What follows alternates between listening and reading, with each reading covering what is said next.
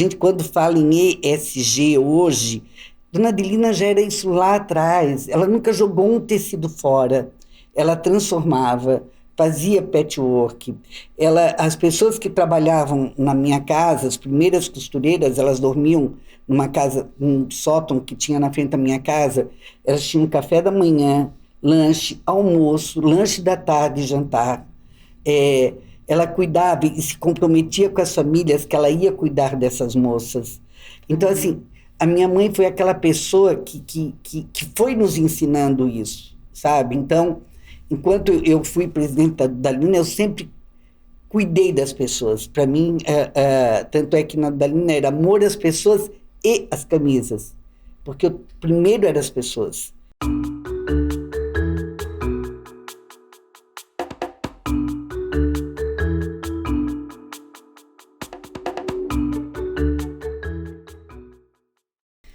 Gente, hoje eu tô com uma pessoa, não sei explicar, tá?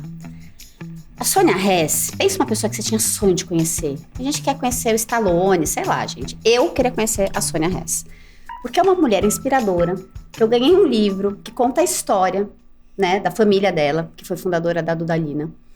E que eu simplesmente chorei lendo um livro, assim, eu chorava. Que eu ganhei da enteada da Sônia. E Veri, foi um presente maravilhoso. E a Sônia é uma mulher superlativa, até engasgo, assim, embargo a voz. Ela é um exemplo de liderança feminina, catarinense, a sexta filha de uma família de 16 irmãos. Estudou administração de empresas e se especializou em confecção, que é o negócio da família. Os seus pais, o seu Duda e a dona Adelina, empreenderam e criaram uma grande marca, que foi a Dudalina, que a Sônia liderou por 12 anos. Ela trabalhou na marca por 35 anos, praticamente a minha idade, brincadeira, que eu tenho 44. Atualmente ela é vice-presidente do grupo Mulheres do Brasil, junto com a Luísa Helena Trajano, que eu também sou fã. Beijo, Luísa, não te conheço, um dia vou te conhecer. Fundadora... Gente, o que tá acontecendo? Isso aqui é idade, tá, gente? Isso que dá. Fundadora e idealizadora do fundo Dona de Mim. Conselheira do MASP, conselheira do projeto Amigos do Bem, que é um projeto lindo no sertão. Mentora do programa Winning Woman do Brasil. Tem que até virar a folha, gente, porque ainda tem metade. Só foi metade da Sônia, porque essa mulher já fez tanta coisa. Conselheira do Instituto Ayrton Senna.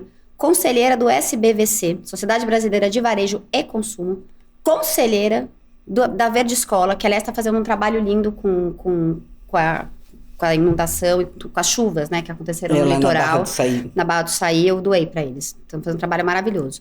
Conselheira da Embraed e da Rede Mulher Empreendedora. Gente, eu quero que ela me dê um conselho, sério. Essa mulher, assim, é conselheira de tudo. Eu acho que eu tô precisando de um conselho da Sônia.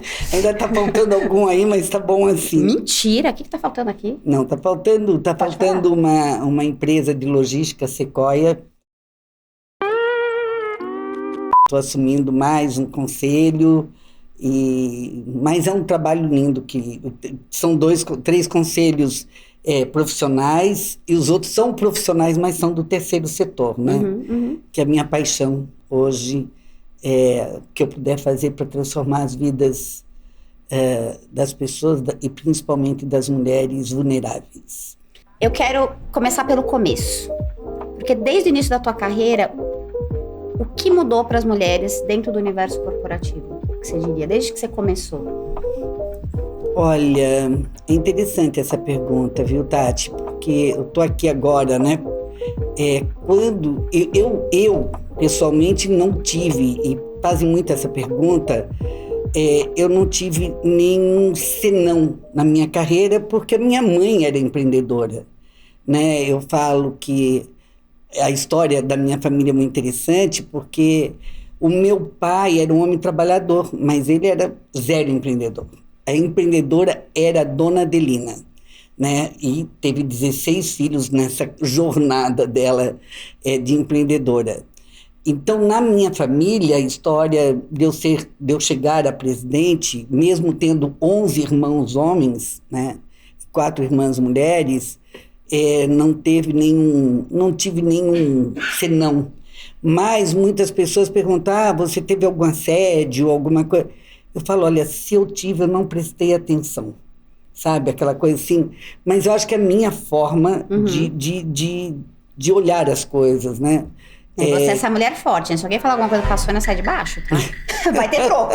Acho que não falavam por conta disso, sabe o furacão que ela é. Eu acho que tem isso. Teve uma vez que foi muito interessante, eu estava num evento e tinha, claro, 90% homens, e estava num grupo assim, chegou um deles e falou assim, você me serve um cafezinho?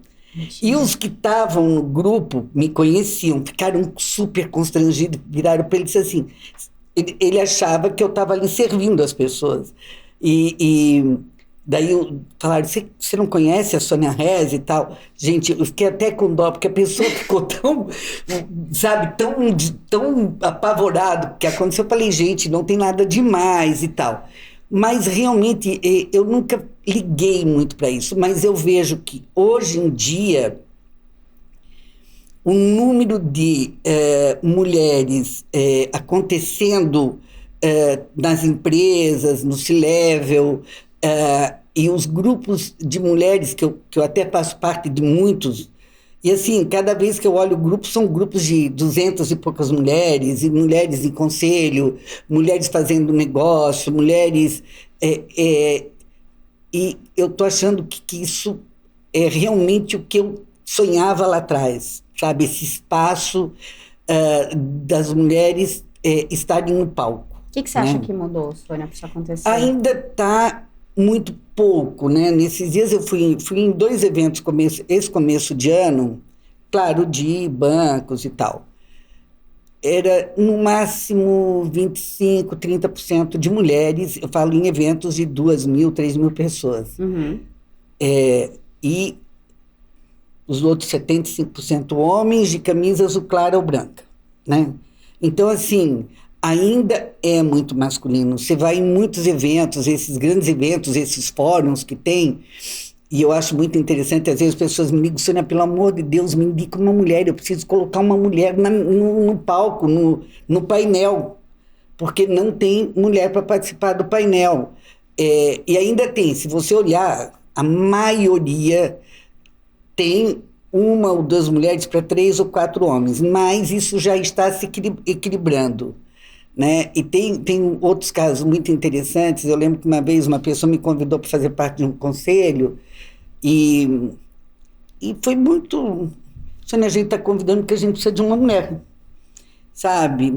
Não falou que eu era competente ou não, mas eu fui. Claro. Eu nunca me nego a ir, claro. Porque se eu não for e começar a fazer mimimi, não vão mudar essas coisas. Claro. Então, eu sempre que eu posso, eu participo. Ó, Sônia, tem um painel assim, assim, assim, eu indico alguma mulher, porque esse espaço está começando ainda, não é... Eu acho que ainda tem um tempo aí para frente, mas... Eu estou muito feliz esse ano olhando, né? Pode me chamar no próximo painel que eu vou. Vou te chamar, vou te indicar, porque os painéis que a gente vê, e esses 2 que eu fui, eu falo que eu fiquei olhando, eu falei, gente, esse pessoal vem falar da notícia de ontem, sabe? Eu não consigo, não estou vendo que tem coisas realmente... E quando acontece alguma mulher, tem mulheres que são muito fortes, e quando participam do painel... Dou uma chacoalhada, né? Na turma. Uma delas é a Luísa Helena Trajano, adoro. E olha que eu já vi a Luísa palestrar, eu não perco, porque ela sempre tem um olhar que quebra todo quebra a leitura comum, a leitura comum das pessoas. Então, é isso que eu acho que está acontecendo, e as mulheres estão criando um pouco mais de coragem, porque não é fácil, não. Pô, tenho certo? Certeza. A primeira vez, eu lembro que eu fui para um palco, a primeira vez que eu fiz a primeira palestra, minhas pernas, eu não aguentava em pé, né? Você vai aprendendo isso, mas não era uma coisa que foi ensinada, a gente teve que conquistar, né? Sim. Então, eu vejo hoje muito mais grupos de network, de mulheres, então, tem uma mudança... Eu falo que a gente fala, né? Você já deve ter ouvido bastante, o pós-pandemia é feminino, né? O olhar do mundo deveria de ser mais o olhar feminino, não o olhar feminino contra o homem. Sim, sim. Certo? Eu vi uma frase que eu achei bárbara, que é: a guerra não tem rosto de mulher. Certo? Então, eu falo mesmo se a gente fosse lá para um campo de batalha, eu acredito que nós mulheres procuraríamos a paz, nunca a guerra. Sim. Né? Isso é feminino. E junto com o masculino, as coisas que se equilibram. Né? Então a gente tem que respeitar muito. No grupo Mulheres do Brasil, a gente fala que nós não somos contra os homens, mas nós somos a favor das mulheres. É diferente. É diferente, claro. Né?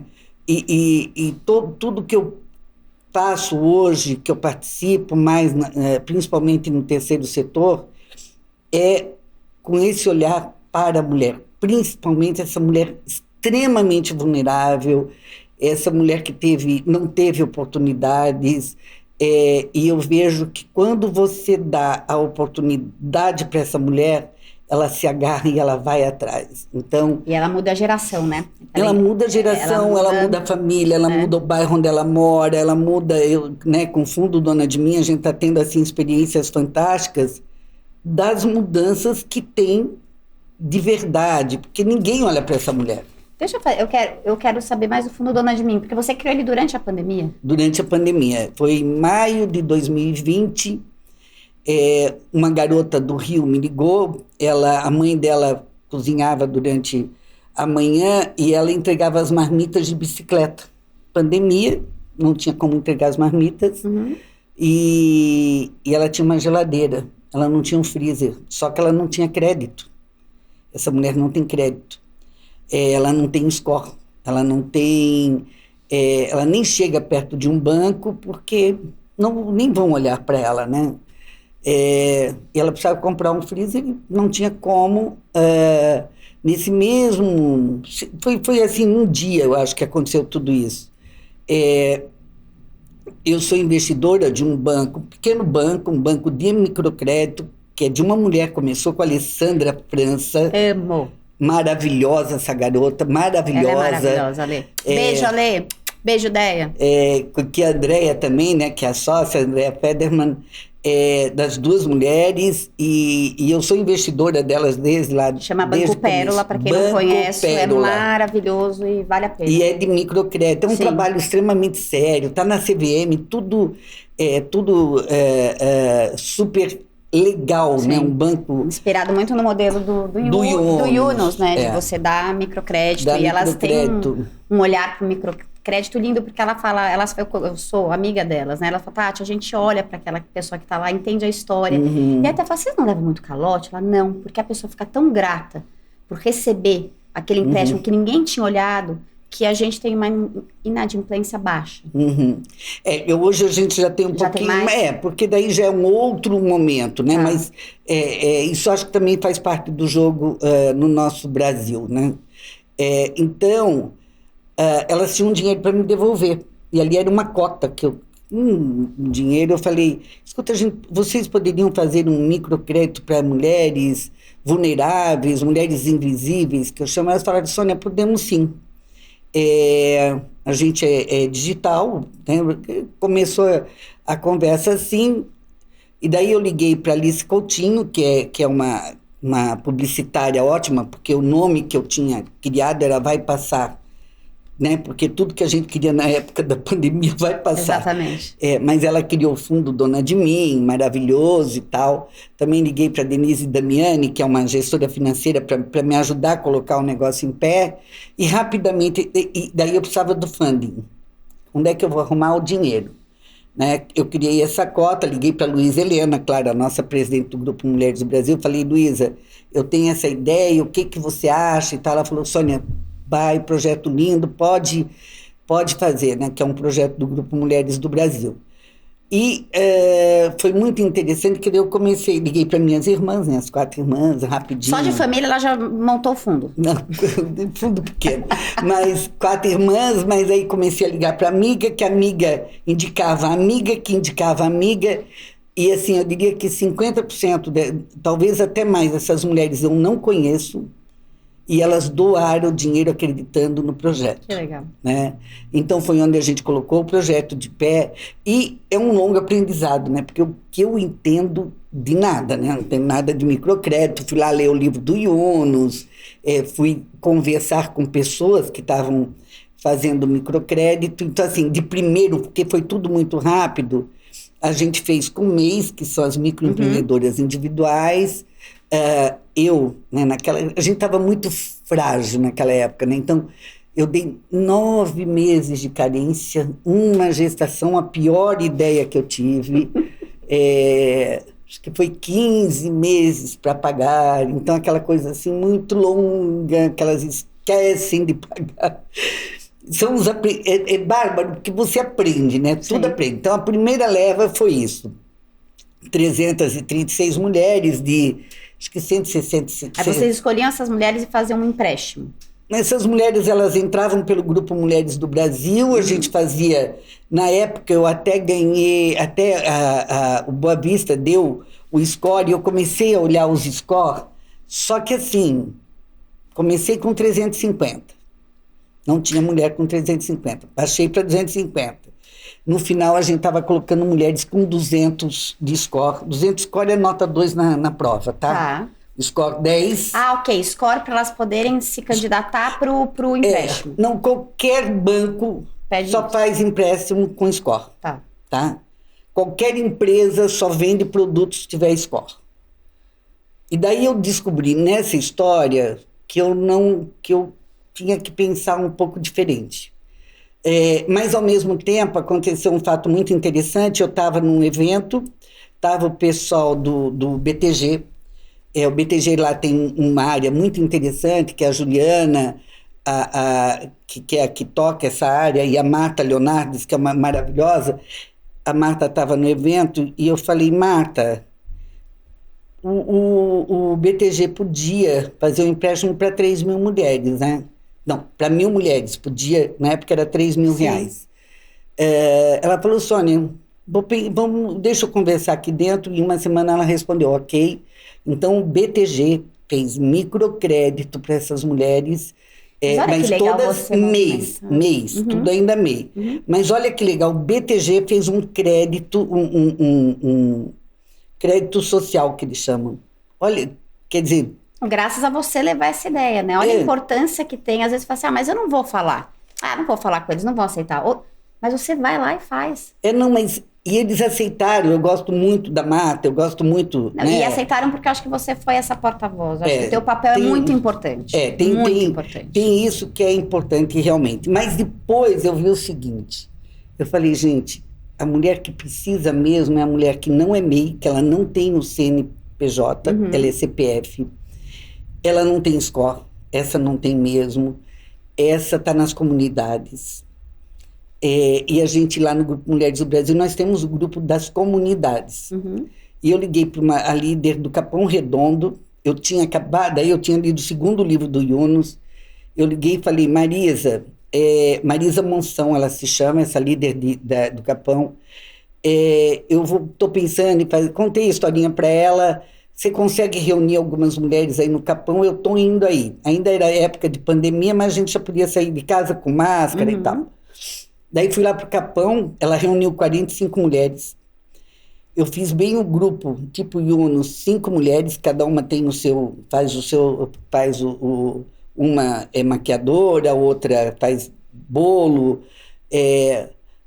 Elas criaram 5 grupos, criaram 9 grupos de 5 mulheres.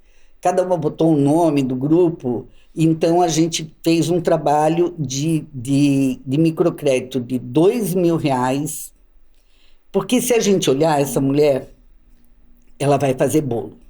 Ela precisa de uma batedeira, ela precisa das formas, ela precisa da embalagem, e daí ela sai vendendo.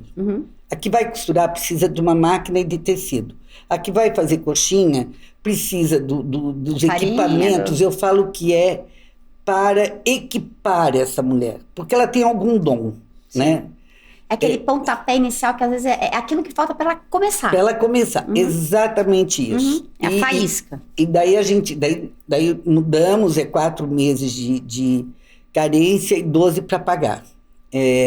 Então a gente começou com essas 45, depois nós fomos para Caboré, daí fui lá para o Nordeste, lá para Guaranhuns, lá para agora Arapiraca, mas as histórias são assim simplesmente emocionantes. Nesses dias mesmo a Marisa Monção contando que quando começou Dona de Mim lá com ela doava doava cestas básicas, ela é líder ali.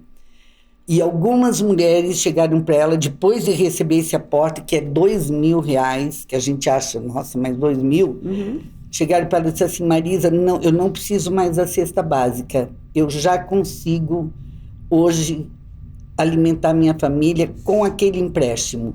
Você pode dar essa cesta básica para uma família que precise mais. Então, a gente tem depoimentos assim... Isso daí, senhora, desculpa, isso daí é tão importante, porque eu trabalho muito para a cultura de doação.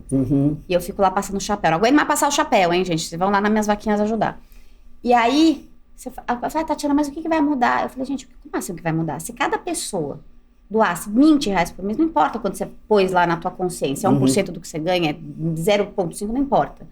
Mas se cada um doar um pouco, cara, transforma a vida, porque a gente tá falando de gente que não tem a comida para comer na mesa e procurar emprego. Ah, mas vai procurar emprego, tem tanto emprego. Pois é, mas como é que você vai procurar emprego com criança pequena que não tem com quem deixar? Porque isso custa, tá, gente? Mesmo com o vizinho cobra. Não é sempre que o vizinho fica de graça. Isso é um trabalho nas comunidades, inclusive. Aí você vai buscar emprego, vai deixar teu filho... Quer dizer, às vezes aquele dinheiro é o dinheiro que você pagou para ela, que ela vai poder pagar a vizinha para ficar com o filho, para buscar emprego com alguma coisa na barriga.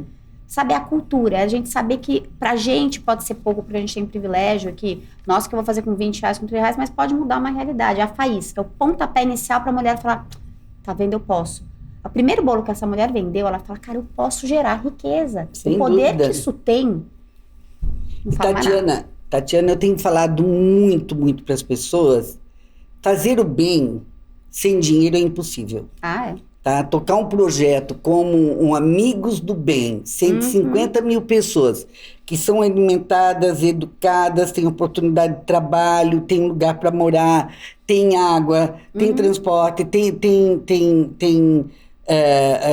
saúde.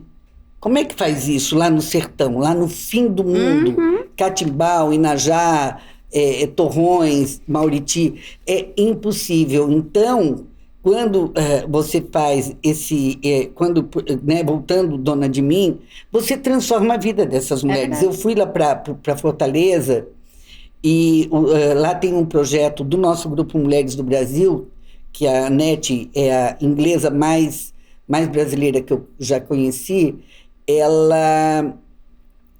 As mulheres que saem do sistema prisional, né? As mulheres que são as egressas do sistema prisional.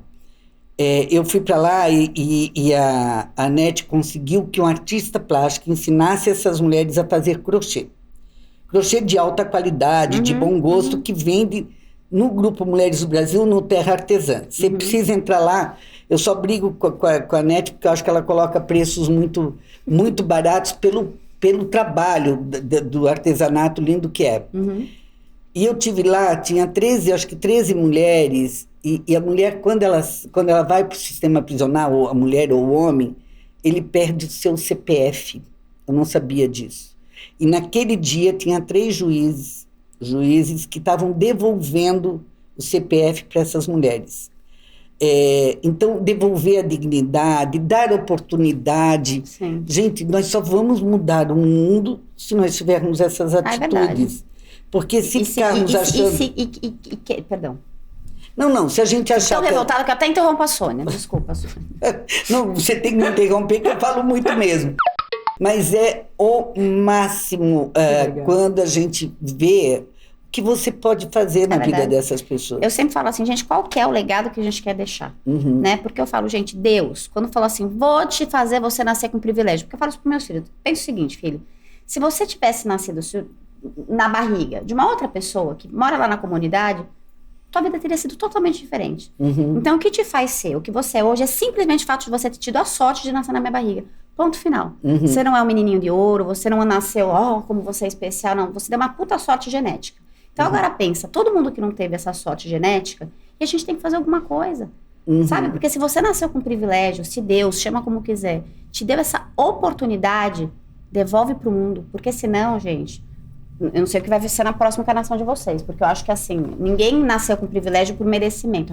Eu nasci com privilégio que eu mereço. Ninguém merece nada, entendeu? Não. Ninguém, não existe essa de, não é por conta dos seus belos olhos, não fiquem magoados comigo, mas não é. Então, eu acho que quando você nasce numa posição de privilégio, você tem obrigação, sim, de devolver essa potência que você já partiu de um outro patamar e devolver para o mundo. Ah, mas não quero, não sei o que lá. Ok, não foi a minha escolha. Eu tenho certeza que eu nasci para devolver. Você tá fazendo isso lindamente, lindamente.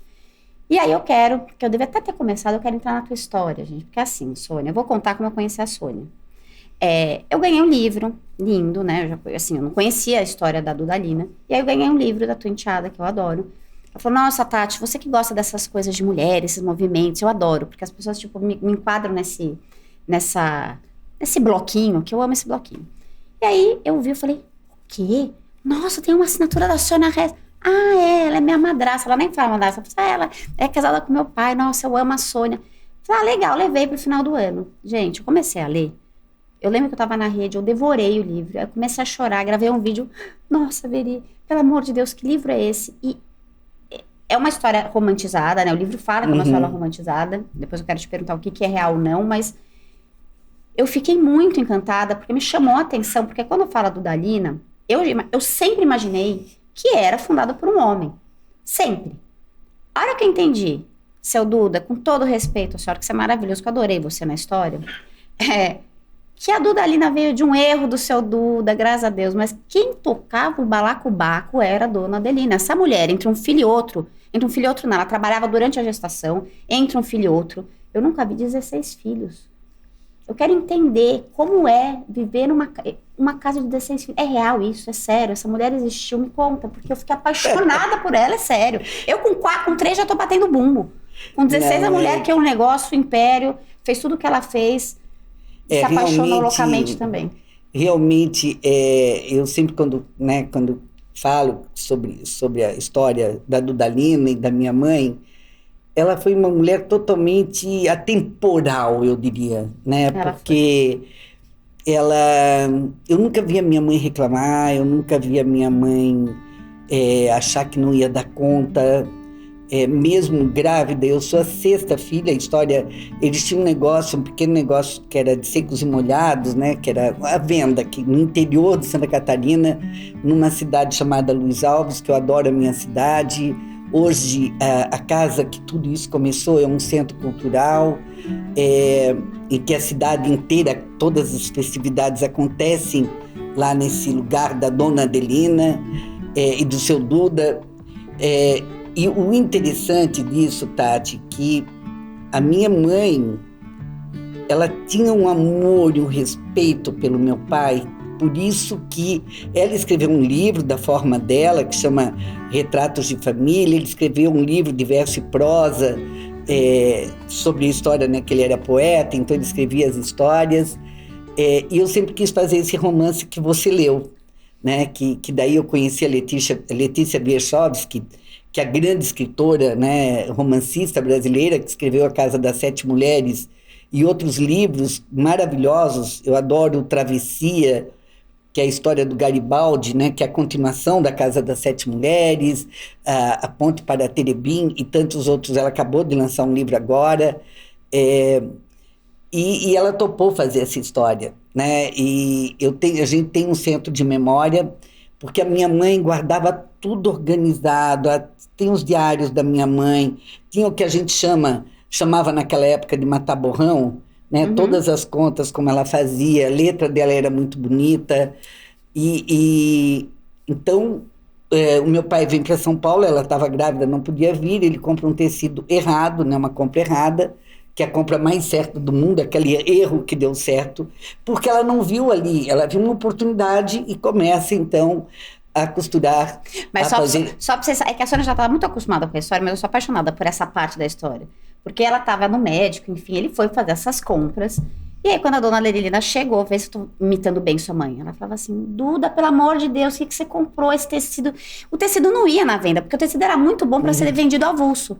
Aí que vem uma mente empreendedora. Eu gosto de destacar isso, porque para mim aí é como o empreendedor vê o problema. Tem gente que poderia matar o marido, né? Acabou o casamento. Não, ela olhou e falou: não, vamos transformar esse tecido, porque daí ele vai ter valor agregado. Foi lá, fez os moldes. e começou a costurar a camisa. O que aconteceu? Seu Duda maravilhoso, que comprou aquele tecido, venderam começou a vender. E aí nasce o negócio. Mas eu mostro isso porque às vezes a oportunidade está lá, né? Mas a mente da dona Adelina era tão brilhante. E eu sou apaixonada pelo seu pai também, tá? Porque assim, você lê ele na história, dá vontade de sentar do lado dele e ficar conversando com ele. Porque ela era a musa dele, né? Ele era um homem apaixonado. E estimulou ele, estimulou ela também, né? Estimulou ela o tempo todo. Então, às vezes eu via assim, né? Imagina, minha mãe, a gente depois teve lojas em Camboriú durante o verão, que os filhos trabalhavam durante as férias, para poder ela ter o dinheiro, porque tinha, né, Camboriú, que era Camboriú, imagina Camboriú hoje, Camboriú eu estou falando há quase 60 anos atrás, ela fazia para poder atualizar a fábrica, então ali ela fazia os investimentos que precisava e tal. E às vezes eu via o meu pai, Adelina, nós não vamos dar conta. Ela fala, Duda, a gente vai dar conta sim, nós vamos dar conta de crescer e tudo mais. Então, e o interessante da história, quando eu conto, as pessoas acham interessante que eu tinha 9 anos, já trabalhava muito na venda e tal, e na loja, e na fábrica. E eu lembro que depois, quando ela começou a dar entrevistas e tal, ela falava, filha, não fala que eu fazia vocês trabalhar desde criança, porque isso é proibido. Não fala que vocês apanhavam, porque não pode bater em criança. Falava, mãe, é a melhor educação que a senhora pode dar. Eu quando lembro, eu barriga no balcão, lá em Camboriú, trabalhando, vendo as minhas amigas todas indo para a praia. Claro que eu tinha uma certa frustração, mas ao mesmo tempo foi o grande aprendizado da minha vida. Então, assim, e uma família muito grande, né? Essa família foi crescendo, são 11 meninos. É menino demais, né? Sim. Mas ela conseguia, inclusive como empreendedora, e na cabeça dela, quando eu vejo hoje tantas empresas familiares, as confusões que as empresas fazem, porque não sabem fazer a sucessão. Imagina minha mãe, com 16 filhas do meu pai, já fazerem a sucessão em vida, já deixar tudo para os filhos, relativamente organizado, porque a gente já tinha um acordo de acionistas, que eu vi que muita empresa não tem, desculpa, um conselho de administração. Então, quando a Dudalina foi vendida... Da onde vinha, Sônia? Desculpa, porque eu quero entender, porque assim, pela história, era uma família muito simples. Muito, muito. A gente morava lá em Luiz Alves até... Nós mudamos para Blumenau em 69, 70, quando nasceu o último filho. Inclusive, eu quando fui a primeira... Eu tinha 13 anos, eu fui para o melhor colégio lá de Blumenau. No primeiro dia já me chamaram de colona de Luiz Alves, porque eu era um bicho do mato mesmo. Luiz Alves não tinha televisão, não tinha rádio, não tinha nada. Então, o que a gente fazia? Trabalhava, né? Ela dava o que você faz durante... que eu tinha... Os meninos não tanto, mas as meninas davam muito apoio para ela. Minha irmã mais velha, a Tida... Mas as mulheres trabalhavam mais do que os homens? Ah, sem dúvida. Tô acreditando, gente. A Tida, minha irmã mais velha, assim, é muito interessante. Isso não está claro no livro, eu acho. Não, acho que não está, mas eu posso contar. Vamos dar uma ênfase nisso daí. Nós somos 5 mulheres e cada uma com uma característica complementar, tá? A minha irmã mais velha é aquela mulher assim, você vai na casa dela, o detalhe do detalhe tá lá. Um dia eu liguei para ela, eu até briguei depois com ela, eu falei, Tida, eu tô aqui no aeroporto, lá em Florianópolis, o avião não vai sair, eu vou ir na tua casa dormir, que o voo sai amanhã às 6 horas, eu não quero ir pro hotel. Quando eu chego, isso já era 11 horas da noite, quando eu chego na casa dela, tava a mesa posta, cartãozinho escrito à mão, bem-vinda, minha irmã, no quarto. Eu falei, não quero mais ficar aqui, porque eu não faço isso com vocês. Então, assim, tudo dela, quando você vai para lá, Tida, eu vou almoçar na tua casa, carne seca que a gente adora, com pirão. Gente do céu, você não tem ideia, a mesa que ela põe, as flores que ela arruma. Eu tenho zero dom para essas coisas. E ela é muito cuidadosa, a melhor comida é ela que faz e tal. Eu sou mais empreendedora, né? Mas vou levando a minha vida desse jeito. Daí tem a Denise, que era nossa, que é a mais engraçada, super trabalhadora, mas aquela assim, em Camboriú, ela tem um apartamento e ela fica fazendo, sei lá, no Instagram, stories, chamando a atenção do prefeito, Ai, que sabe? Ela sabe figura. tudo. Quer saber notícia de Santa Catarina, liga para Denise. E é maravilhosa.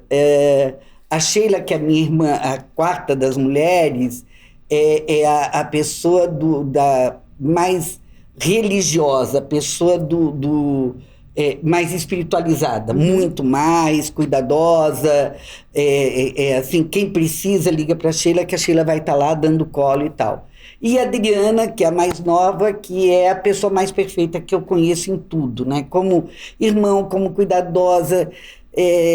Se eu faço aniversário no outro lado do mundo, eu vou chegar, vai estar cheio de balão, que vai ter bolo, tem gente cantando, que eu falo de onde que ela arrumou essas coisas, sabe? Aquela pessoa que cuida, como se, às vezes, ela é mais minha mãe do que eu, irmã dela.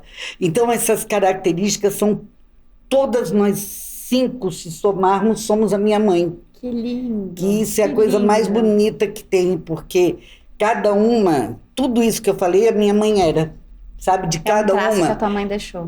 Então, assim, é Que muito, lindo. muito interessante. Nesse dia eu estava conversando com uma pessoa, ela falou, não gosta da minha irmã? Não. Eu falei, gente, mas como é que você não gosta da tua irmã? Eu tenho loucura pelas minhas irmãs. Sabe, a gente nunca disputou nada, a gente sempre, mesmo sendo essa empresa e tal. Os meninos têm uma maioria maravilhosa, que é aqueles que a gente quer estar o tempo todo junto. Tem uns outros que não são tanto assim, né? Mas Pô, vamos lá, gente, tem 16 gente... filhos. Se não tiver briga aí, eu não sei. Não sei. Dá tudo certo, no final dá tudo certo. Mas o bonito são os sobrinhos netos, já tem sobrinhos bisnetos. No final do ano a gente faz uma festa em Blumenau, no Natal, e vão todos, vão os bebês, vão... Então, e a minha mãe foi essa pessoa ela fez tudo para os seus 16 filhos, né? E esses 16 filhos os agregados que iam entrando, agregadas, né? Uhum. Eu lembro que a primeira foto, quando quando meu irmão mais velho casou, no Natal, a minha mãe contratava um fotógrafo, ele foi lá tirar a fotografia da família e a minha cunhada entrou. Minha mãe, sai. Eu falei, mãe, minha moça acabou de casar, mãe, não faz isso. Ela falou, a história vai te contar. E realmente eu tenho irmão que casou 5, 6 vezes, certo? Então, primeiro era a fotografia dos filhos, depois... Ela era brava? Ela era... enérgica, claro que ela era firme. brava, não dá pra... firme. Tá. Mas não, porque, gente, 16, ela tinha um exército em casa, né? Não tinha um exército tão grande não, viu? Não era assim. Não, eu tô falando do exército, são vocês mesmos. Nós mesmos. Vocês não, mesmos. Não, porque pela história não tinha... Aliás, eu não sei, um cuidava do outro. Um cuidava do outro, não sem era todo dúvida. doente, esse bando de gente na mesa. Como que era isso? Era tudo muito tudo acontecia, né? Porque não tinha... Imagina, esse mundo de meninos sem ter... Tinha um rio atrás que podia se afogar, tinha uma estrada, que a estrada passava a menos de 1 metro da calçada da minha casa. Uhum. Eu não sei com o que ocupava esses meninos, viu? Porque eles eram do capeta. Ainda são, tem uns que ainda são bem levados, mas assim, o bom é que eu sempre falei que tinha um anjo protetor muito grande na família. Porque não tinha hospital, não tinha farmácia, não tinha nada. Então teve um irmão uma vez, levou um coice de cavalo, quebrou a boca, outro irmão nasceu já super mal, mas conseguia levar o outro. Sempre tinha, eu não sei, ela era muito especial, e o meu pai também, porque o meu pai era o amor no mais puro sentido, e assim, eu falo que se tem alguma pessoa que foi feliz na sua plenitude, foi o meu pai. Que lindo. Sabe? Porque ele era feliz. Ele era feliz ele fazia toda sexta-feira, perto de Blumenau, ele tinha uma fazenda, uma fazendinha, ele fazia toda sexta-feira, reunia desde presidente de empresa até os peões para comer pirão com linguiça com ele, tocar uma viola. Então, eu acho que esse equilíbrio dos dois foi muito importante para os filhos. Porque quando eu li a história, me chamou muito... É verdade a história do bilhetinho, que ele deixava os bilhetinhos? Toda a vida, eu tenho tudo, tenho esses bilhetinhos. Porque é a coisa mais linda, porque sabe o que eu fico pensando? Porque é um caos. Assim, 16 filhos não tem como não ser caótico. 16, e ela grávida o tempo todo, porque são 16 anos de gravidez, gente. 16 anos de gravidez. E ela teve gêmeos. No meio dessa história, ela teve gêmeos. Sim. Então, tinha 4 lá em casa usando fralda. Jesus amado. Tomando uma madeira. E no meio disso, ela nunca deixou de trabalhar. Não. Ela fundou uma empresa, então, dos secos e molhados, foi para uma empresa que foi crescendo, foi ocupando, inclusive, a cidade, porque tudo começou a girar em torno, né, da fábrica, de tudo pelo que eu li. Quer dizer, tomar decisões com gravidez, ela não tinha enjoo, não tinha, assim, eu fico pensando. E aí, no meio desse caos, vem o seu Duda e ela chega no quarto e tem um bilhetinho em cima da cama.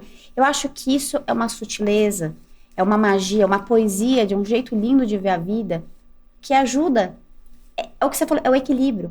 Porque se ela também faz tudo isso, mas também não tem essa poesia, esse carinho, é difícil.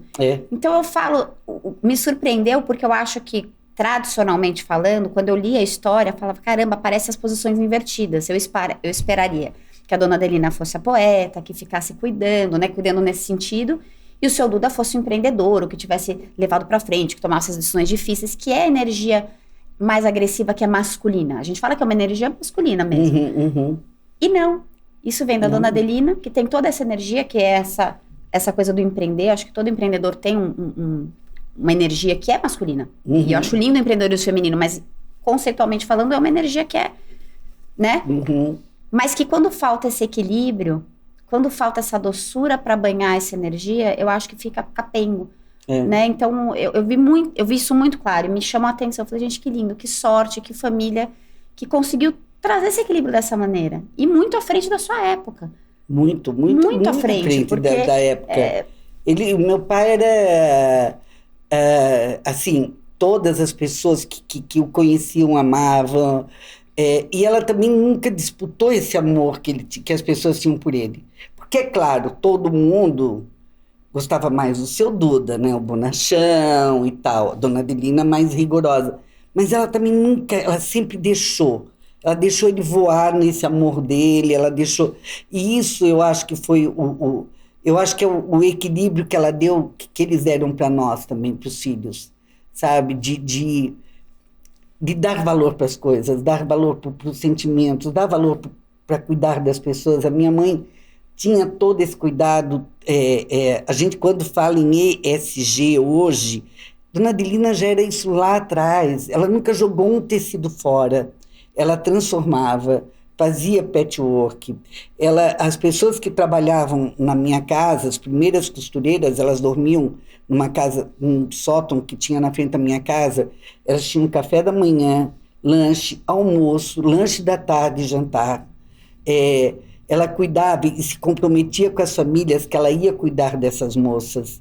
Então, assim, a minha mãe foi aquela pessoa que foi nos ensinando isso, sabe? Então, enquanto eu fui presidente da Dalina, eu sempre cuidei das pessoas. Para mim, tanto é que na Dalina era amor às pessoas e às camisas.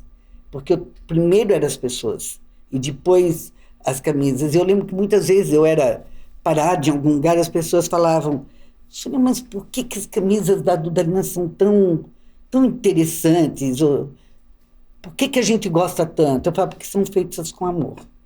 E tem essa, parece meio conversinha e tal, mas é verdade, porque todas as pessoas, nossas 2.800 pessoas que trabalharam na empresa, naquela época, né, quando eu saí, elas sabiam que a gente cuidava delas, de cada detalhe, né? Natal eu cuidava, dava um presente para cada pessoa, ia em cada fábrica, a gente tinha o programa das mães da Dudalina, a mulher vai ficar grávida durante o tempo que ela está lá, tinha quem faz a nossa história, tinha o cuidado com a saúde, que as mulheres faziam mamografia, os homens faziam a próstata, o exame de próstata. Então, assim, cuidar de gente, quem for empreender e não pensar em cuidar das pessoas, e as pessoas, e isso dá lucro, viu, Tati? Eu ia te perguntar isso, Sônia, porque te ouvindo, eu acredito muito nisso.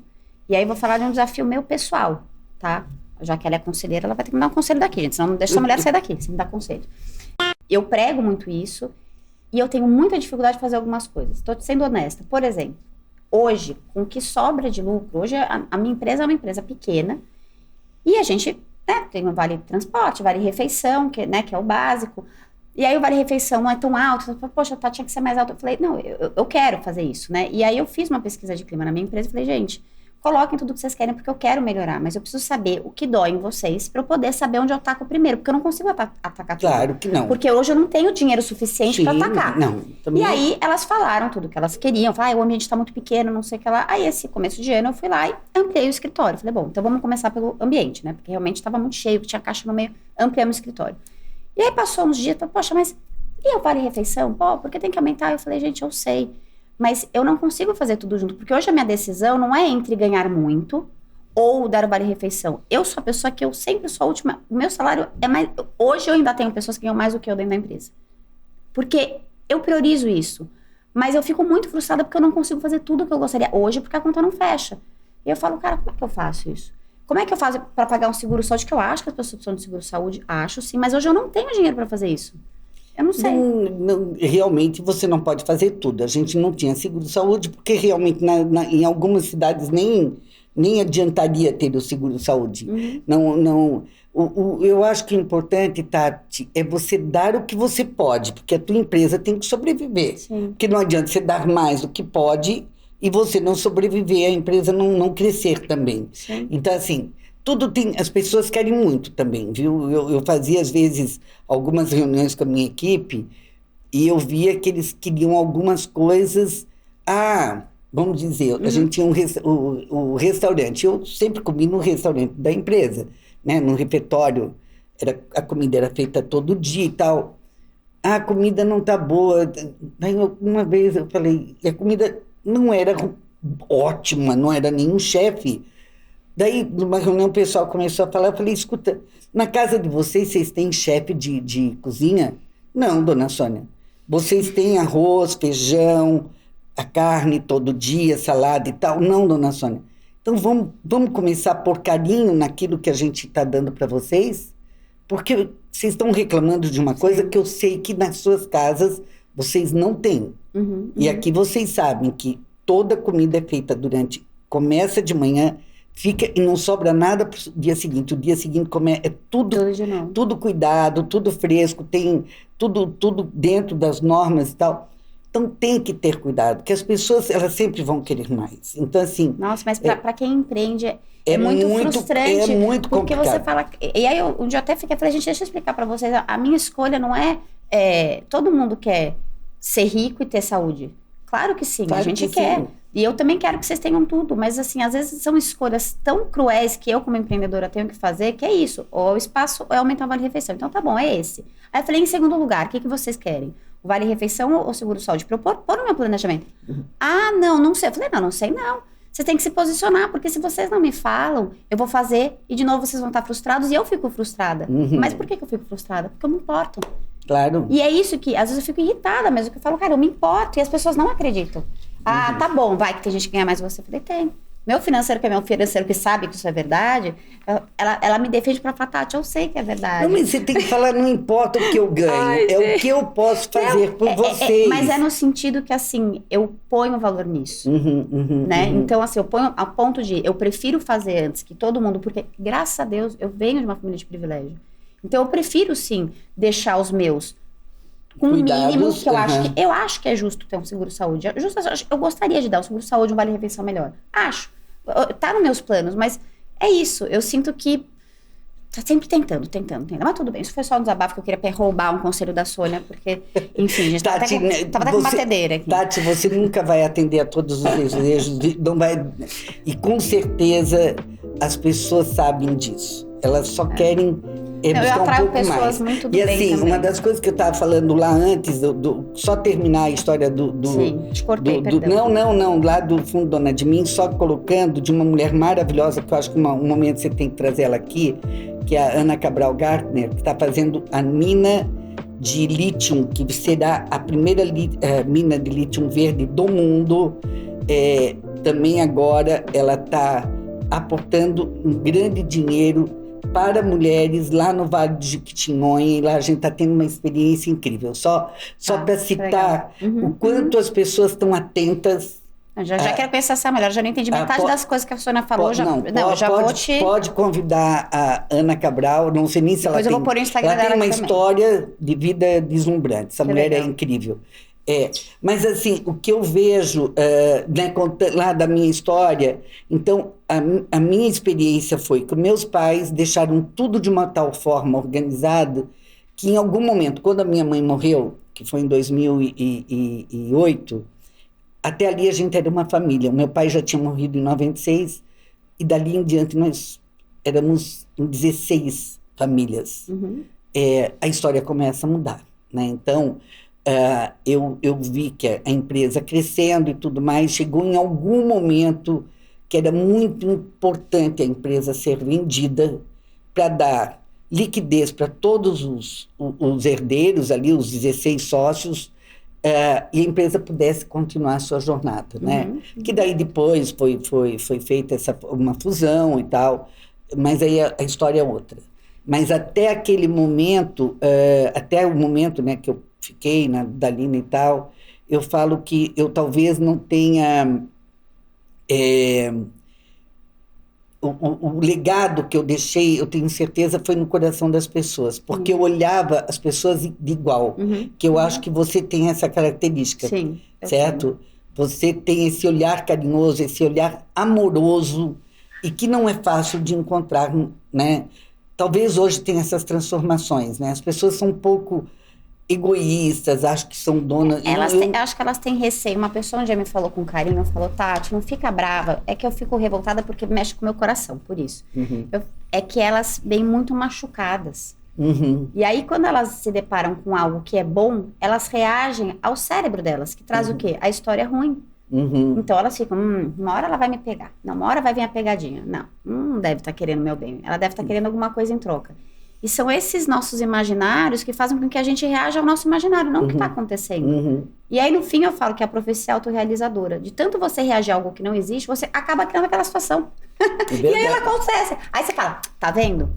Isso em psicologia a gente chama profecia autorrealizadora. Você reage a uma coisa que não tem, quando você vê, você mesmo criou aquela situação e ela se concretizou.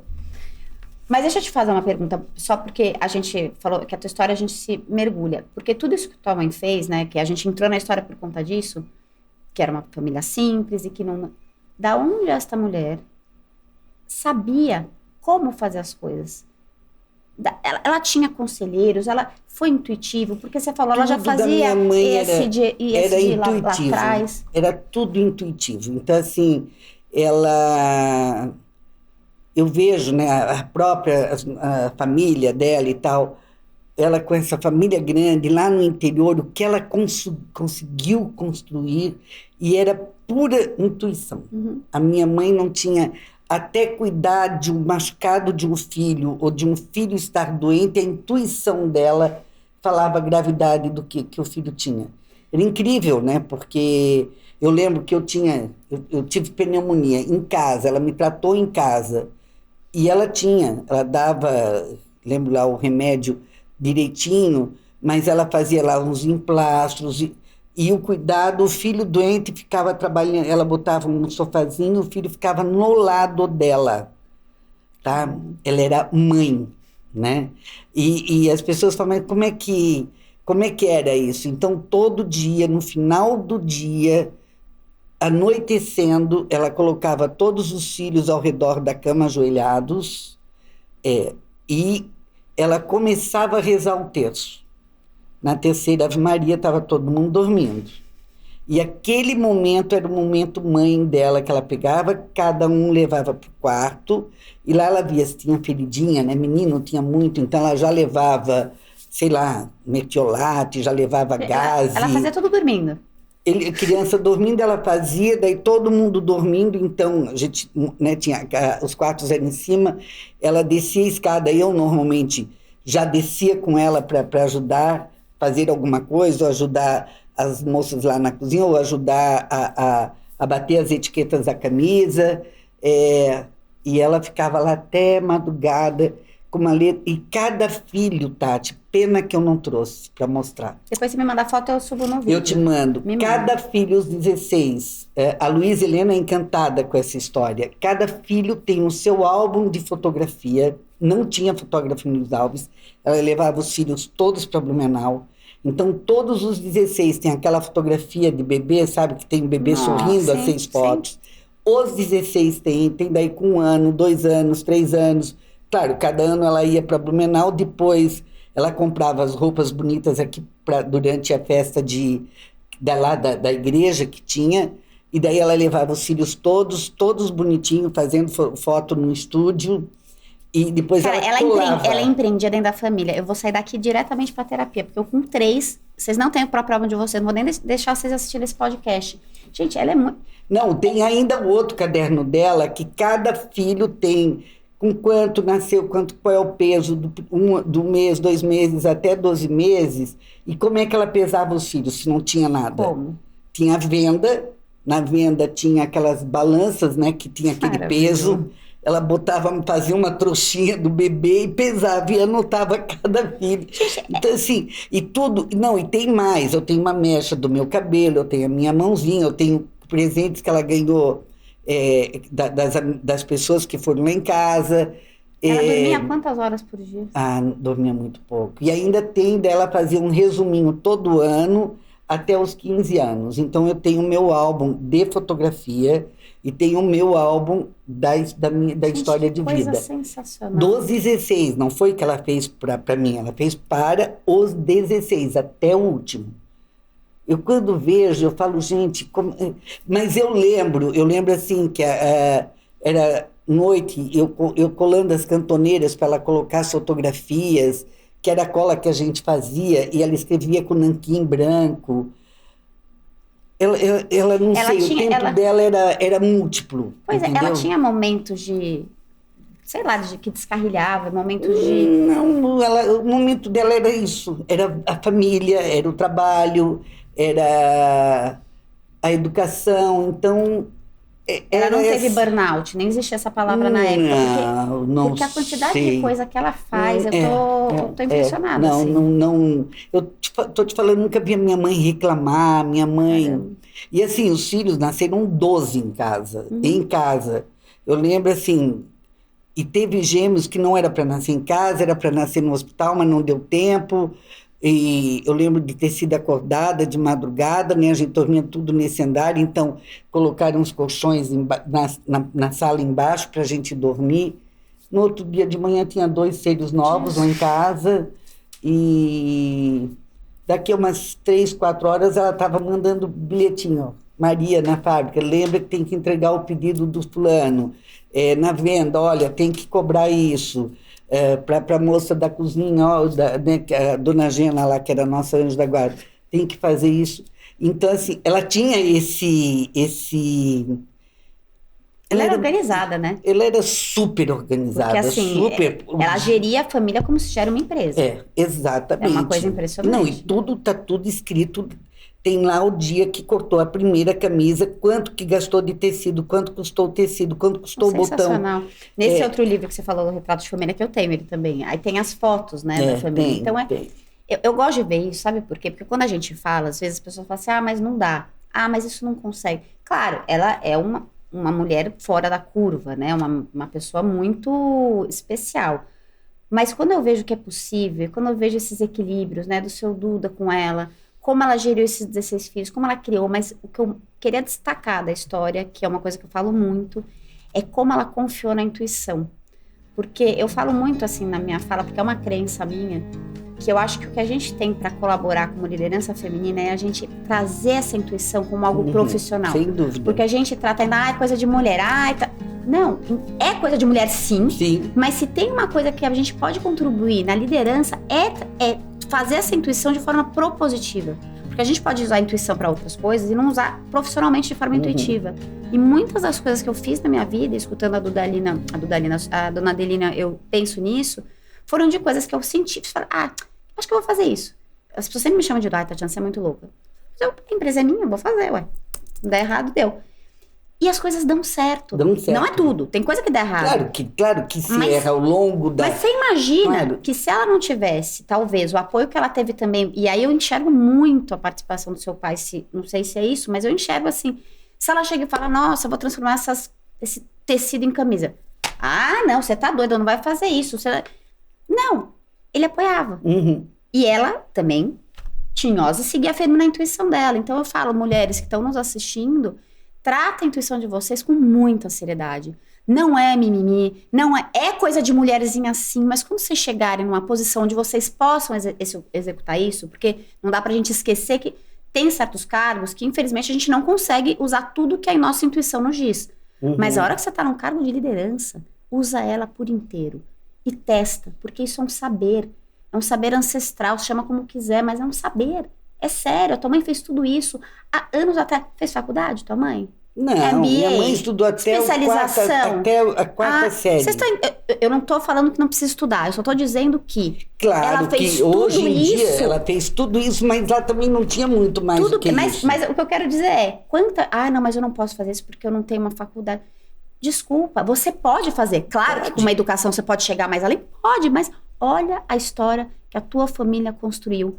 Olha os filhos que você... E aí eu preciso fazer essa pergunta. Gente, como o tempo acabou hoje, pelo amor de Deus. Quero fazer uma pergunta. Porque de 16 filhos, por que você foi escolhida para liderar a Dudalina? As pessoas fazem essa pergunta que é muito interessante. Adoro essa pergunta, gente. A pergunta da intriga. Não é da intriga, não. Primeiro foi... minha mãe, meu irmão mais velho foi o primeiro presidente, depois ele foi fazer outro negócio, saiu da empresa, daí entrou o meu irmão, que é mais novo do que eu, ficou na empresa, ele resolveu sair. Então, naquela época, eu estava envolvida, que eu trabalhei desde a área de produção, marketing, produto, então o conselho me convidou para ser presidente. Então, não foi assim, nem posto, nem nada. Conselho... Tinha o meu outro irmão e eu, quem é que vai ser o presidente? Daí falaram, Sônia, a gente escolheu você para ser a presidente.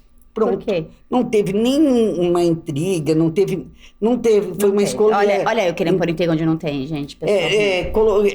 Foi natural. Mas por que você? Por que escolheram você? Porque eu estava talvez mais preparada, eu morava em São Paulo, eu tinha essa conexão, principalmente o comercial de uma empresa, você sabe disso, é extremamente importante. Então, eu sou vendedora nata, então eu cuidava de toda a parte comercial e também de produto e tudo mais. Então, na época, era a pessoa que estava pronta, eu aceitei, né? Era um belo desafio e, graças a Deus, eu acho que eu cumpri muito bem o meu papel para a família, né? Deixando,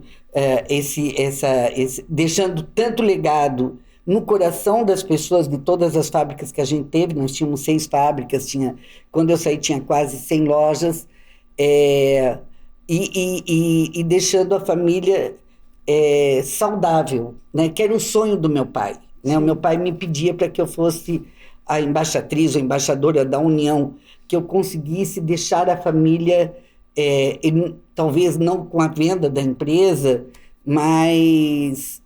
a família equilibrada, a família bem, e eu acho que isso aconteceu. Você tinha esse papel na sua família? Tinha, isso está até no livro que tanto a minha mãe escreveu quanto o meu pai, que eu seria a pessoa. Não sei porquê, mas eu acho que eu cumpri direitinho o papel para eles. Você tem essa potência, né? Você reconhece a potência de todo mundo, né? Porque quando você fala das suas irmãs, essa tem isso, aquela tem aquilo.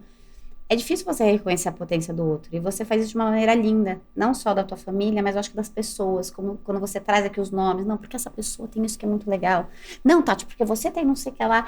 É lindo ver como você admira a potência do outro. Isso é um dom. Isso é a tua potência também. Que bom, que bom. Que você fez na tua família e conseguiu ir além da tua família. Com um trabalho que hoje, talvez, junto com as Mulheres do Brasil. Eu tenho só para fechar essa história, como que depois que você saiu, quando a empresa foi vendida, você ainda ficou na empresa um tempo? Eu fiquei 1 ano e meio. 1 ano e meio. Depois, porque a empresa foi vendida para 2 fundos americanos, que depois fizeram uma fusão.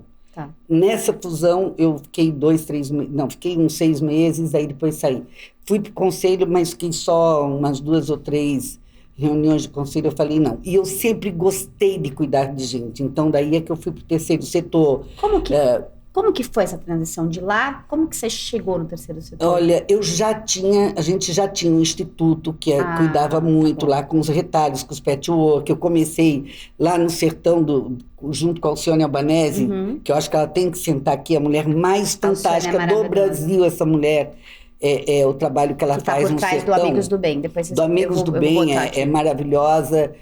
A mesma coisa também no Verde Escola, lá com a Maria Antônia Tivita. Eu comecei numa sala de costura, fazendo esse trabalho do patchwork, né, que eram os resíduos se transformando em produtos. E gostar de gente. E hoje, quando eu olho, né, essas mulheres, eu vejo... Quando eu vou lá para o Capão Redondo, quando eu vou lá para Paraisópolis, que eu também comecei lá, essa semente hoje é o Costurando Sonhos lá em Paraisópolis, quando eu vejo que eu posso, que o meu, como você está falando também, o privilégio que a gente teve de ter essa oportunidade, a gente não pode perder nunca. Então, hoje eu estava numa reunião a gente está falando muito em violência contra a mulher, e tem aqui o Bem Querer Mulher, que tem uma casa que cuida, acolhe, protege e tudo mais, e a gente tem que cuidar disso. Isso está demais no Brasil e no mundo, né? Através do Mulheres do Brasil, a gente está fazendo esse trabalho. Então, assim, enquanto eu puder me doar nisso, é o meu grande sonho deixar plantado, deixar esse legado, sabe? Já tá deixando. Eu posso. Eu tenho esse tempo, está um pouquinho apertando agora, né? Você tem mais o desejo do que o tempo, mas é maravilhoso. Tem muita demanda, né? Mas enquanto eu puder, eu quero fazer isso, de realmente participar dessa transformação do Brasil. Hoje o meu foco é cuidar das mulheres invisíveis. Essas mulheres que nenhum banco olha. É esse teu propósito. O meu propósito é esse. Eu, principalmente no Fundo Dona de Mim, dando oportunidade para elas. Agora eu ainda quero criar cursos para elas. Gente, essas mulheres são lindas, lindas, lindas. Adoro ver a transformação delas. Eu tenho uns depoimentos assim, quando eu vejo, eu falo, gente, ela estava lá jogada e a gente trouxe ela, né? Porque crédito é acreditar. Então eu falo para elas, eu acredito em vocês. Por isso que eu dou crédito sem olhar score, sem nada. Você depois devolve, porque eu vou dar esse crédito para outro, que vai dar para outro, que vai dar para outro. Você sabe que a gente fala que isso vale para criança, mas vale para adulto, porque a gente se constrói com o olhar do outro. Não, você tem que acreditar em você, Também acho que a gente tem tudo isso. Mas as nossas primeiras percepções vêm do olhar do outro. Vem quando o outro fala, nossa, Tati, como você é espontânea. Nossa, Sônia, como você é bondosa. E aí você para pensar, porque como a gente não se olha nunca, né? A gente não fica se olhando, a gente sempre olha o outro. Então a gente também se percebe pelo olhar do outro. Isso vai construindo a nossa história. Quando uma pessoa é invisível, ela não tem esse reflexo. Então, pela primeira vez, e quanto mais simples, mais difícil é que esse reflexo seja positivo. Porque, vamos lá, ajuda aí com a limpeza, vamos fazer não sei o que lá, vamos buscar no nanã. E não tem esse espaço. Quando chega alguém de fora, com um olhar e fala... Coisa boba, às vezes, nossa, Sônia, como você é bonita. Oi? Falou comigo? A pessoa às vezes nem se toca que é com ela, porque ela nunca se viu refletida através do olhar do outro. E aí ela começa a se perceber. É como uma criança, ela nasce. Cara, às vezes é uma coisiquita. É uma passagem que você teve, ou que uma outra pessoa teve na vida dessas mulheres, que ela fala, eu sou alguém. E se eu sou alguém, eu posso alguma coisa. Isso não é uma história romântica, isso é real. Isso é real. Isso é real. Isso é vida real. Você deve ter 700 histórias para contar, e que lindo esse teu trabalho, porque uma mulher que era invisível e passou a ser olhada, ela renasce. Claro. É lindo, é lindo. Dar oportunidade é o que a gente precisa. É isso. Eu falo que o Bolsa Família é ótimo porque ele talvez leve a comida para a mesa, mas ele não dá oportunidade. E o que eu quero é dar oportunidade para elas. Esse é o meu grande sonho. Hoje, com esse grande trabalho lá em olhar o Jequitinhonha. potencial delas, né? E a gente está olhando agora, eu estou começando a entender, a gente está fazendo agora estudo com dados e tal, a entender a realidade desse nosso Brasil distante, pobre, triste, sem oportunidade. Então, quando eu falo que crédito é acreditar, é o que eu estou fazendo e é o que eu quero fazer. Então, esse é o grande trabalho. Fora todo o trabalho de olhar a violência contra a mulher, olhar as refugiadas, né? A gente tem lá no Mulheres do Brasil também, as refugiadas são, sabe? Como que você entrou no Mulheres do Brasil, Sônia? Não, eu sou uma das fundadoras, a Luísa Helena. Vocês começaram juntas? Começamos juntas, 40 mulheres. Como que surgiu? Surgiu, nós somos 40 mulheres para Brasília, num evento que a gente foi convidada, na época, pela presidente. E a Luísa Helena Trajano com a mulher. Essa é a mulher. Essa não existe outra igual. Não, nem que queira. Porque eu nunca vi uma pessoa tão completa em tudo. Olha como é lindo quando ela fala do outro. Gente, não, eu quero ficar com a Sônia o dia inteiro. Não, ela é tão completa, essa mulher é tão maravilhosa, que na época era para empresárias. Ela pensou, não vou levar só empresárias, não. Ligou para as meninas de Paraisópolis, a Regiane e a Elisandra. Mas vocês não batem... Eu gosto de saber, sabe... Quando surgiu a ideia? Vocês não, daí o que aconteceu? Nós fomos todas para Brasília, e em Brasília a gente estava num hotel para ir lá para o Palácio, lá Palácio Planalto, e a Luísa falou, não, vamos sentar aqui, vamos fazer uma cola, vamos conversar, para não ir tudo desalinhado. E ali se fez essa cola. E nesse dia, tinha lá no Palácio Planalto, tinha uma exposição da Eliane Kertes, que são umas gordinhas. A Eliane até morreu há pouco tempo, até eu vou no aniversário da Duda, agora a filha dela lá em Salvador. Era uma baiana que fazia esse trabalho lindo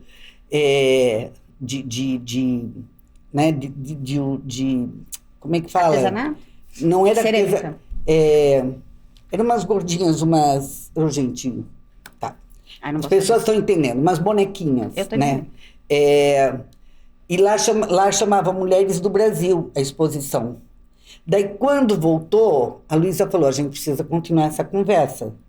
E daí fazia na casa dela, depois eu lembro que a Patrícia, lá no JP, a gente começou a se reunir, e o grupo começou a crescer. Depois a gente fazia muito evento no Santander, que o Santander nos cedia lá, o Santander e tal, e daí começamos a construir as causas, todas alinhadas às ODS da ONU. Então, saúde, violência contra a mulher, 60 mais, igualdade racial, políticas públicas. Então, começou, e cada causa vinha uma líder, que se juntava. E até que um dia eu estou com a Luísa num evento, e a Dudalina tinha um escritório lá no Tomás Carvalhal, e o que era o presidente da Dudalina na época me ligou dizendo, Sônia, vou entregar o escritório. O que você fala? Eu falo, espera um pouquinho. Eu falei, Luísa, vamos entregar o escritório que era da Dudalina, que tal a gente alugar para Mulheres do Brasil? Ela falou, pode alugar. Então é a nossa casa até hoje. Daí foi aqui, todo mundo, né? Foram várias mulheres cuidar da casa, tornar aquilo mais feminino. É a nossa casa, é a nossa. E hoje nós somos mais de 115 mil mulheres no mundo inteiro. Nós estamos em mais de 160 cidades lá fora e aqui. Então é lindo. Hoje, por exemplo, na nossa casa estava o grupo lá do Nordeste, estava o grupo de Düsseldorf, estava o grupo do Sul. Ai, me chama, não deixa que eu quero ir, que foi maravilhosa. Não. Quando tiver a gente faz o Portas Abertas, que daí é um evento maior. Eu acho que eu fui num Portas Abertas online. Não, online, não. Agora a gente faz físico, né? Tá bom. Mas assim, para acolher, para a mulher entender o que ela pode contribuir. Eu não tenho tempo, ok, mas nos deixe representar. Então, o meu sonho é chegar a 1 milhão de mulheres. Porque o dia que a gente chegar a 1 milhão de mulheres e nós tivermos que defender uma política pública, nós vamos ter poder. Que lindo. Sabe? A gente agora está fazendo um programa que chama Pula para 50. Nós queremos que tenham 50% das cadeiras do governo sejam de mulheres. Entendeu? No Senado, na Câmara, nas prefeituras, nas vereanças, não tem como nós estarmos ainda com menos de 15%, sendo que nós somos 52%. É menos do que 15%? Menos do que 15%, e sendo que nós somos 52% da população. E mães dos outros, 48%. Então, não tem mais como a gente justificar que a gente não ocupe o nosso espaço. Então, a gente está fazendo um trabalho, né, de trazer mulheres para a política, prepará-las, ajudar e começar a fazer esse trabalho, que, claro, tudo tem o seu tempo. A mesma coisa nos conselhos, né, ter mais mulheres. Então, hoje já tem todo um foco nisso. No C-level das empresas tem mais mulheres. E esse é o grande trabalho que a gente quer fazer. Olhando todos os... que, assim, quando a gente vê os ODS da ONU, que eu acho que é 2035, o que a gente está fazendo? Se a gente não colocar prazo, fazer o projeto e tudo mais, nós não saímos do lugar. Então tem que ser como agora. A gente está querendo trabalhar. A violência contra a mulher não se admite mais o que acontece hoje, um feminicídio a cada 4 horas no Brasil. Não pode isso, gente. Entendeu? Fora a violência, nós estamos falando de feminicídio, né? Então, tem muito programa, muita coisa que a gente quer fazer. E isso tudo vem lá dessas 40 primeiras, que eu sou uma das fundadoras, por isso que eu sou uma das vice-presidentes. 40 mulheres que foi desse primeiro grupo que vocês foram. Gente, vocês entendem por que eu estou tão honrada de ter a Sônia aqui? Olha o trabalho, olha o que está se mobilizando, olha o que se está falando. E ter você à frente disso, Sônia, Não, eu faço parte disso. Não. À frente disso eu quero dizer. Você também tá. É uma frente gigante. Eu não estou falando de uma única liderança. E para quem não conhece, gente, Mulheres do Brasil é uma rede enorme de mulheres. São quantas mulheres hoje? 115 mil. 115 mil mulheres. Então, eles têm um workplace. Você entra lá, aí é dividido por... Tem temáticas, né? Que são as nossas causas, né? Tinha boiado nisso. Causas. Então, calma. Cada um daqueles grupos são as causas que estão ligadas ao ODS? Isso. Isso eu não tinha pescado, gente. Era muito para mim naquela época. Então, ótimo. Então, cada um tá ligado a essa ODS e aí se geram discussões, apoios, fomenta tudo isso que você está falando para fazer com que isso pratique. Aí tem as reuniões. Só para encerrar, eu quero contar que numa das reuniões... Eu participei de uma das reuniões na pandemia. Gente, a Sônia me surge cozinhando. Eu morrendo de fome, ela surge cozinhando, falando com as minhas... Gente, tô aqui fazendo que ela cozinha super bem, cozinhando no meio da reunião. Eu achei aquilo tão maravilhoso.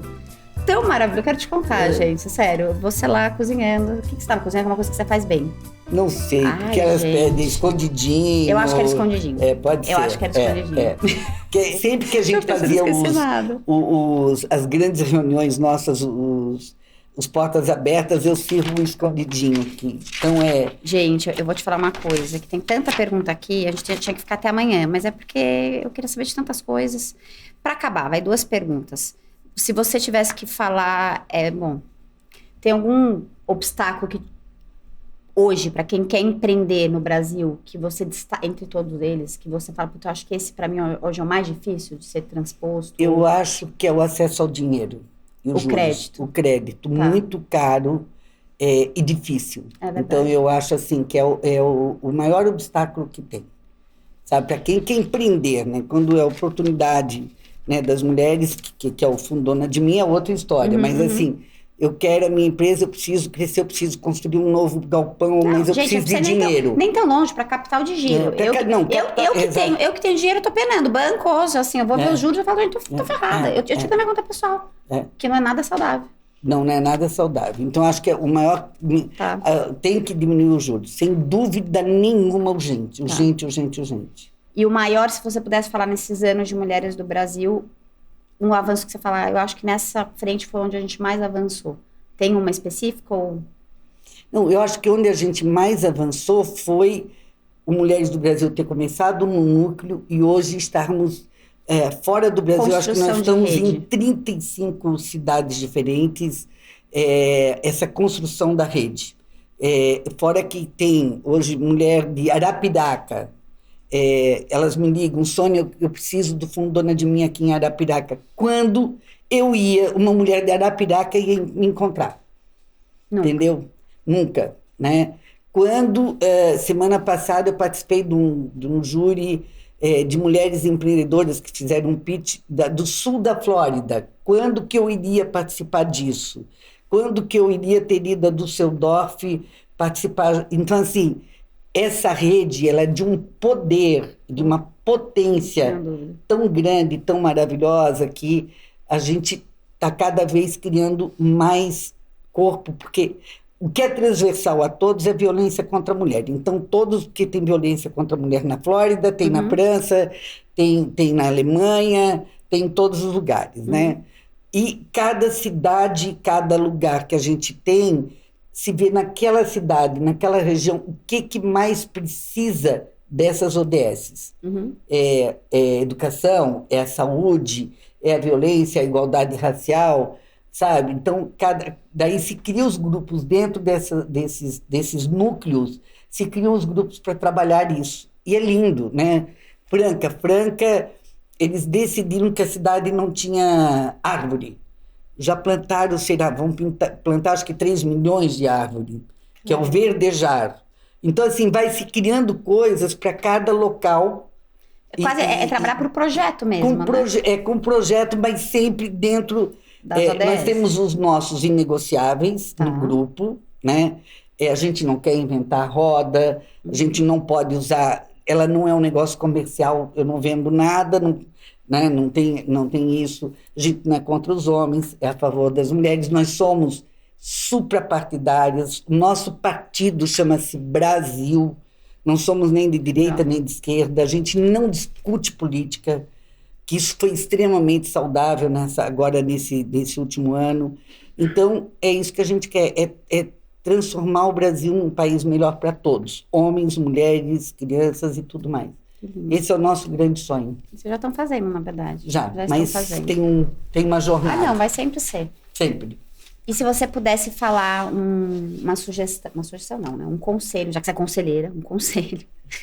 A pessoa não cansa da piada. Um conselho para quem está começando a empreender agora. Olha, ou para quem já empreende. Primeiro que quem empreende, aquilo que você falou, que eu acho extremamente importante, que a minha mãe usou demais, intuição. Use ela e assim, faça o que o teu coração mandar. Eu falei, a Chico que me deu nesses dias a gente estava conversando, ela contando um caso lá e falou que o médico falou para ela, faz o que o teu coração mandar e faça o que a tua intuição mandar. Sabe, mas sempre respeitando o outro. E muita gente fala, vou começar, vou trabalhar pouco, né? Ai, meu Poucas Deus. horas. Quero tomar uma água. Vou trabalhar pouco, vou ganhar muito dinheiro. Escuta, você vai errar muito, você vai trabalhar muito, você vai perder dinheiro. Em algum momento você vai ganhar. Agora, uma coisa que eu falo, ame quem trabalha com você. Ame o teu consumidor. E até... por incrível que pareça, você tem que pagar imposto. Então, não tem jeito, sabe? Tudo faz parte do empreendedor. Isso. E 5 curiosidades sobre você, que a gente sempre acaba com as curiosidades.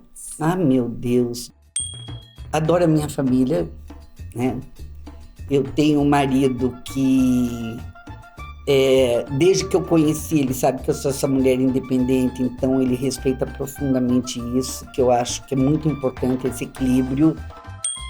Adoro a minha família porque tenho meus 8 netos, né, que são a minha grande paixão. Gosto demais de cuidar das minhas amigas, dos meus amigos, de alguns detalhezinhos, sabe, eu faço em casa molho de tomate, daí mando para todo mundo, essas coisas muito, que eu falo assim, eles falam que eu sou muito generosa, né, que é esse cuidado do outro. Eu gosto de cuidar das pessoas.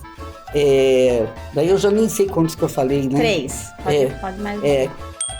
Adoro viajar, né? Se eu pudesse, viajaria muito mais até do que eu viajo, mas tenho oportunidade e agradeço sempre por poder viajar. Adoro comer, por isso que eu tô gordinha. Eu preciso emagrecer.